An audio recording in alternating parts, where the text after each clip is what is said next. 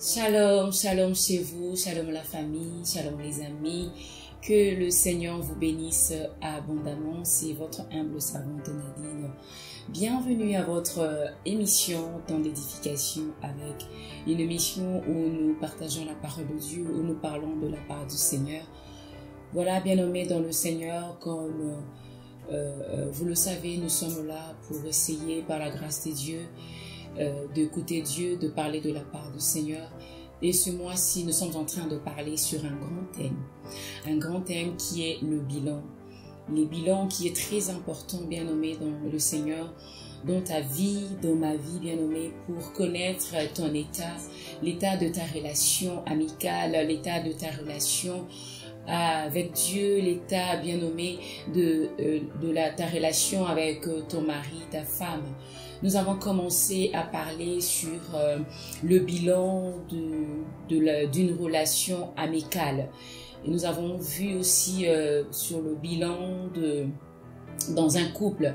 C'est très, très important, bien-aimé dans le Seigneur, pour un couple de faire un bilan, bien sûr, pour connaître son état, pour voir ce qui ne va pas, pour arranger les choses, pour que votre couple soit équilibré, pour que votre couple soit un couple exemplaire. Voilà, bien-aimé, ce soir, par la grâce du Seigneur, nous allons parler le bilan de ta communion avec Dieu. Très important, bien-aimé dans le Seigneur. Toi qui es chrétien, moi qui suis chrétien, c'est très important, bien-aimé, de connaître ton état, ta communion avec Dieu, où tu en es avec ta relation avec Dieu, avec ta communion avec Dieu. C'est très important. Bien-aimé dans le Seigneur, je donne toujours cet exemple parce que c'est le meilleur exemple à donner. Notre Seigneur Jésus-Christ, Dieu lui-même, en tant que créateur du ciel et de la terre, a eu à faire le bilan. La Bible dit dans le livre de Genèse, au chapitre 2, à son verset 18. Qu'est-ce que la Bible nous dit? La Bible dit, le Seigneur Dieu dit, il n'est pas bon que l'homme soit seul. Je vais lui faire une aide qui sera son vis-à-vis. La parole du Seigneur. Pourquoi je prends ces passages? Je voulais juste nous expliquer comment Dieu avait fait le bilan par rapport à ce qu'il avait créé. La Bible dit que l'homme a été créé avant la femme, bien sûr. Et pourquoi Dieu a dit qu'il n'est pas bon? Parce que tout ce qu'il avait commencé à créer depuis le commencement était très bon. Était bon et très bon. Mais arrivé à un moment, il a regardé. Lorsqu'il a créé l'homme, il a créé les animaux, il a ramené même les animaux devant l'homme pour voir comment l'homme va nommer les animaux, comment l'homme va réagir à la présence de tout ce que Dieu avait créé comme espèce. La Bible dit que Dieu a dit qu'il n'était pas bon, qu'il n'est pas bon que l'homme soit seul parce que il a eu à faire le bilan. Il a regardé. Dieu a compris que l'homme n'était pas satisfait. L'homme n'était pas content. Malgré qu'il avait créé les animaux, il a ramené les animaux devant l'homme. Mais Dieu a compris que dans l'intérieur de l'homme n'était pas content. Il y avait un ça ne va pas. Voilà pourquoi vite, il n'a pas voulu que l'homme reste dans cet état de la tristesse, du mécontentement. Dieu a compris ce qui n'allait pas et il a dit pour la première fois, il n'est pas bon. Voilà pourquoi il a eu à créer une aide semblable à l'homme. Bien-aimé dans le Seigneur, si Dieu, écoutez-moi très bien, si Dieu le créateur du ciel et de la terre, il a eu à faire le bilan, il a compris à un moment donné, quand il créait, il a compris qu'il y avait un ça ne va pas. Vite, il a réagi pour que les choses soient équilibrées, pour que les choses soient bien faites, pour qu'il n'y ait point des erreurs, point d'échecs. Il a compris à un moment que l'homme n'était pas satisfait. Il fallait que je puisse compléter l'homme. Il fallait que je puisse satisfaire le cœur de l'homme. Et il lui a créé une aide semblable que tu es la femme. Alléluia. Voilà combien c'est important le bilan. Et aujourd'hui, bien-aimé dans le Seigneur, toi qui es chrétien, toi qui as reçu le Seigneur Jésus-Christ comme Seigneur et Sauveur de ta vie, c'est très important pour toi, bien-aimé, de t'arrêter un moment pour connaître ton état. Quelle est ta communion avec Dieu? Ta communion, elle est comment avec Dieu? Est-ce que tu gardes toujours le niveau de la foi lorsque tu as reçu le Seigneur Jésus-Christ, tu gardes toujours le même niveau d'amour.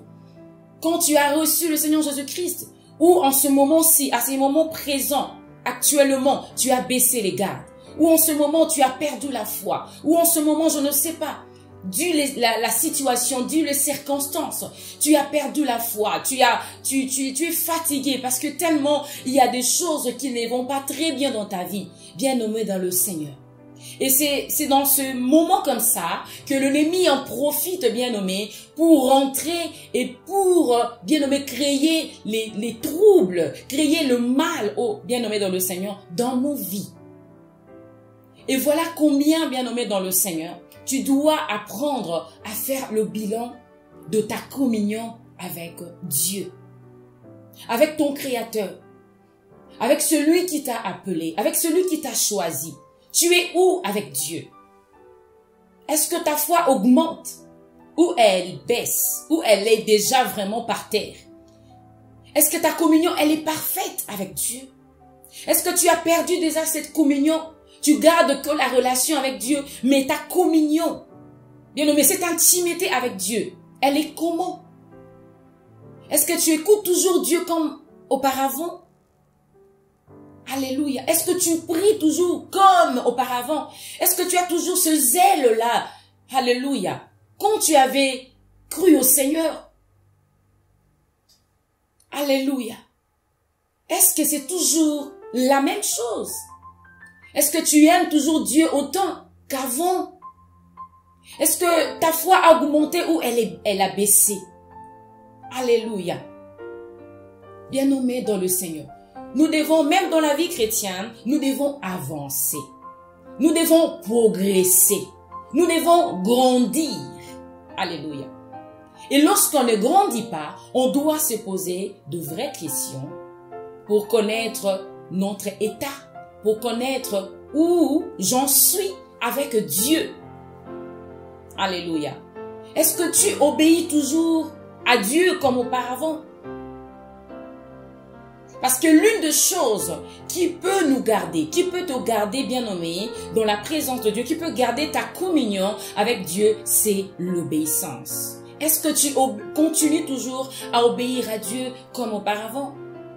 Nous devons avoir l'habitude de chercher à connaître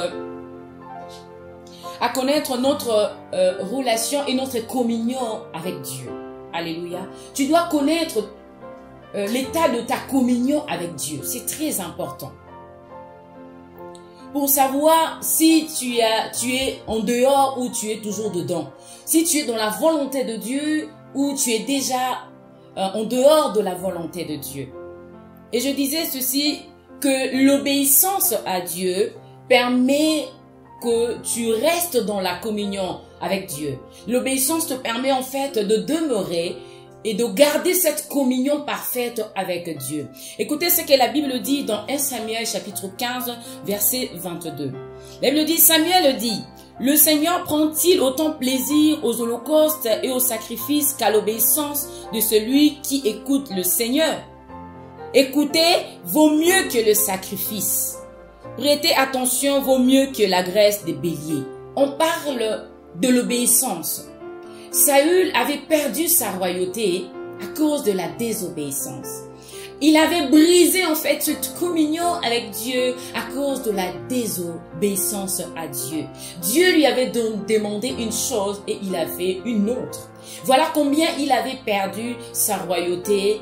Adam et Ève dans le jardin d'Éden aussi, ils avaient perdu leur place où Dieu les avait établis à cause de quoi? De la désobéissance, bien-aimés.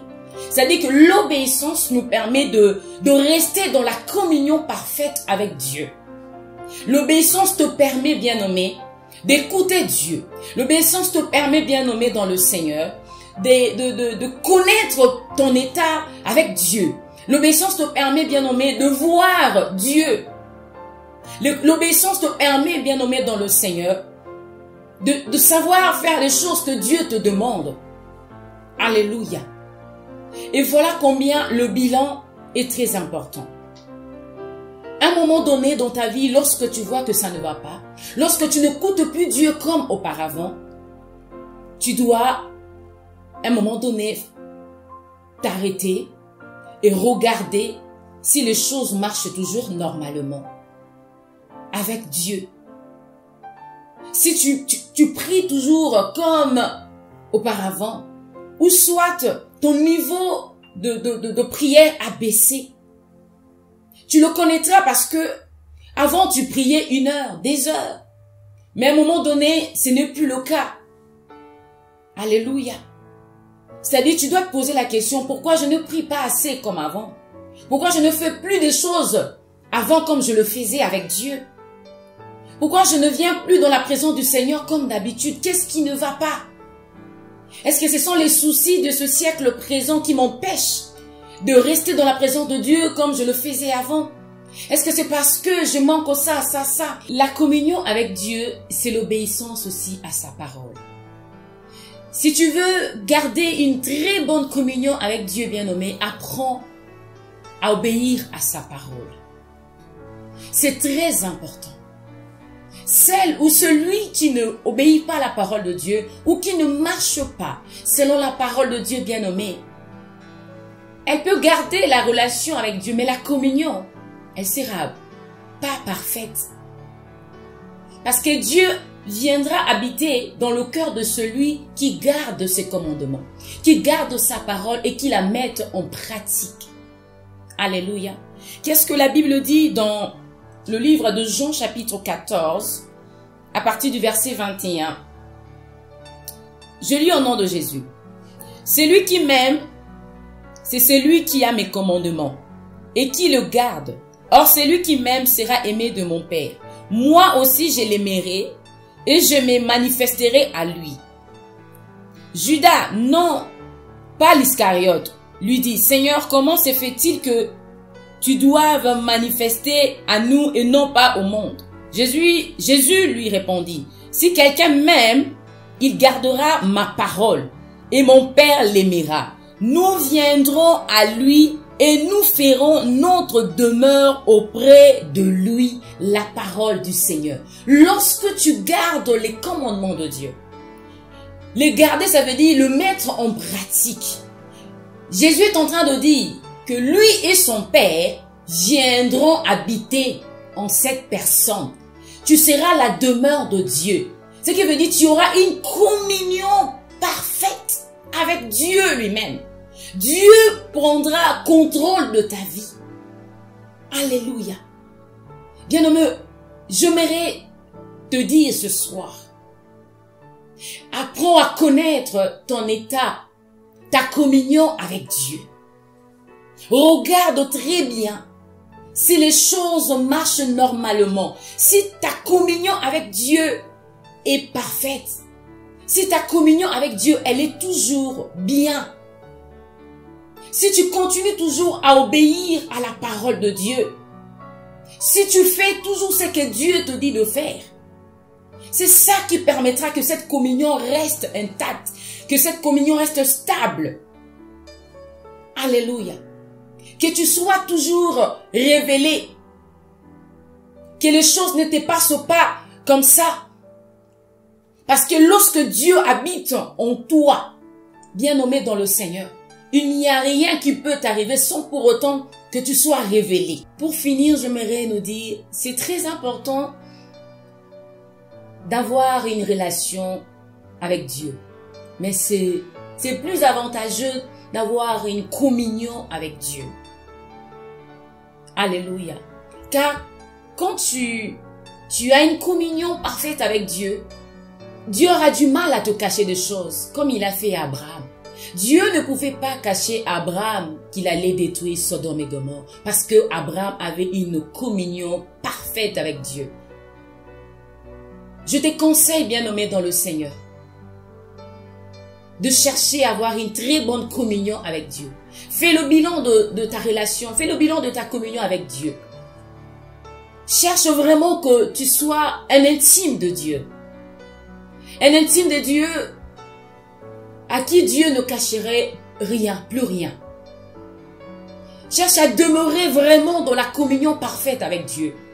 Loin du péché, loin du mal. loin de la désobéissance, bien-aimé dans le Seigneur. Car Saül a été rejeté à cause de la désobéissance. Adam et Ève ont été chassés du jardin d'Éden à cause de la désobéissance. La désobéissance, c'est quoi? C'est le péché. Le péché t'empêche d'avoir une très bonne communion avec Dieu. La relation existera, mais la communion sera brisée. Alléluia. Est-ce que Dieu veut, bien-aimé? Est-ce que Dieu veut de nous, veut de toi que cette communion reste jusqu'à ce qu'il reviendra? Alléluia. Voilà ce que le Seigneur voulait en fait, que nous puissions partager ce soir. De chercher à garder cette bonne communion, à faire un très bon bilan, de regarder est-ce que je demeure toujours au pied de Christ? Est-ce que j'obéis toujours à sa parole pour garder ma communion avec Dieu? Bien-aimé, cherche à garder cette communion avec Dieu. Elle t'épargnera de beaucoup de choses. Elle te révélera beaucoup de choses. L'intimité avec Dieu est plus que toute autre chose, bien-aimé. La communion avec Dieu est plus que toute autre chose. Car c'est Dieu qui connaît toutes choses. Car c'est Dieu qui connaît ton avenir, ton futur, bien-aimé dans le Seigneur. Aujourd'hui, apprends à faire le bilan. Le bilan de ta vie spirituelle. Le bilan de ta vie chrétienne. Tu es où avec Dieu? Tu es où avec Dieu? Est-ce que tu avances? Est-ce que tu recules? Regarde ta balance, la balance de ta foi, elle est comment? Est-ce que depuis que tu as cru au Seigneur Jésus-Christ jusqu'à aujourd'hui, ta foi a grandi? Ou elle a diminué? Ta foi a augmenté? Ou elle a baissé? Est-ce que tu crois toujours comme au début de ta foi? Lorsque tu as cru au Seigneur Jésus-Christ, est-ce que tu crois toujours? Est-ce que le niveau de ta foi a augmenté? Bien-aimé, elle doit augmenter. Elle ne doit pas redresser. Elle doit augmenter, bien-aimé, dans le Seigneur. Voilà la pensée de Dieu. Nous sommes au temps de la fin. Alléluia. Où nous devons avancer et non reculer. Où nous devons chercher à connaître plus Dieu dans le profondeur. Où nous devons toujours garder nos pieds dans l'huile. Garder cette communion avec Dieu. Alléluia. Voilà, bien-aimé dans le Seigneur. Voilà combien le bilan est important. Il ne concerne pas seulement les entreprises, les affaires, les hommes d'affaires, les hommes d'affaires. Non, le bilan concerne tous, nous tous. Que ce soit ta relation avec Dieu, ta relation avec une amie, dans ton couple, dans tes affaires, dans ton commerce. Le bilan concerne tous. Et ce soir, Dieu a voulu que nous puissions parler de ta communion avec Dieu. Le bilan de ta communion avec Dieu. Elle est où? Elle est comment? C'est la question que le Seigneur te pose ce soir. Cherche à connaître le niveau de ta foi, de ta communion avec Dieu. Et si elle est vraiment très basse, bien-aimé, essaye de la remonter. Si ta foi, elle est vraiment, bien-aimé dans le Seigneur, très basse, essaye de la remonter. Essaye de la remonter, bien-aimé. Prends courage, car le Seigneur est avec toi. Que le Seigneur vous bénisse abondamment.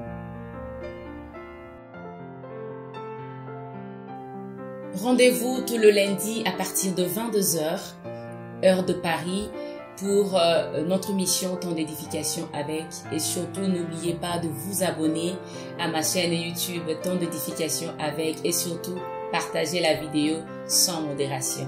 Et à très bientôt. Au revoir.